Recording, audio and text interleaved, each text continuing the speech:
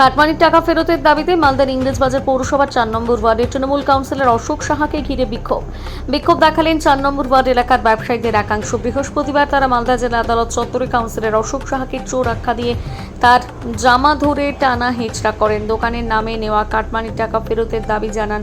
উল্লেখ্য, রাজ্যে পালাবদলের পর ইংরেজবাজার পৌরসভার 4 নম্বর ওয়ার্ডের তৃণমূল কাউন্সিলর অশোক সাহার বিরুদ্ধে পৌরসভার দোকান ঘর বিলি বন্টনে কাটমানি নেওয়ার অভিযোগ তুলে সরব হয়েছিলেন 4 নম্বর ওয়ার্ডের ব্যবসায়ীরা।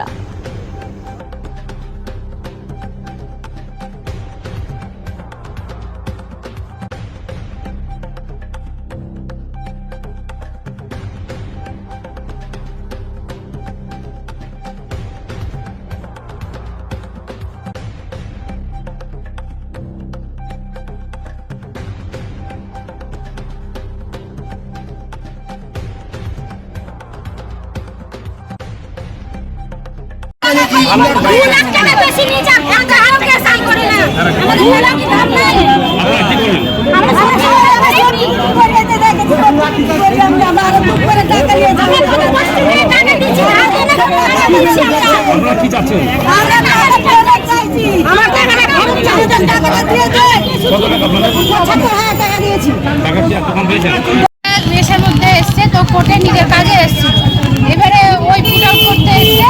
এবারে সেখানে কাউন্সিলরের সাথে আমাদের 4 নম্বর ওয়ার্ডের কাউন্সিলর তার সাথে দেখা হয়ে যায়।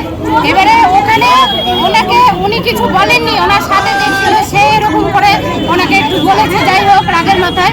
তখন আমাদের কাউন্সিলর আমার হাজবেন্ডকে বলেছে, তুই থাম, তুই 4 দিন থাম, 4 দিন পরে তোকে আমি দেখে নেবো, তোকে প্রাণে মারার হুমকি দিলাম, এরকম করে বলেছে। কেন হুমকি দিল?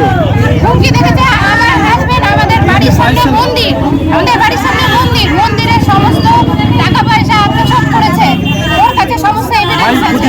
25 সালে আমি একটা এগিয়ে করেছিলাম, বল বললে আমার হচ্ছে। আজকে এবারে বাজার লাইন নিয়ে সমস্ত তথ্য সবকিছু ওর কাছে এভিডেন্স আছে।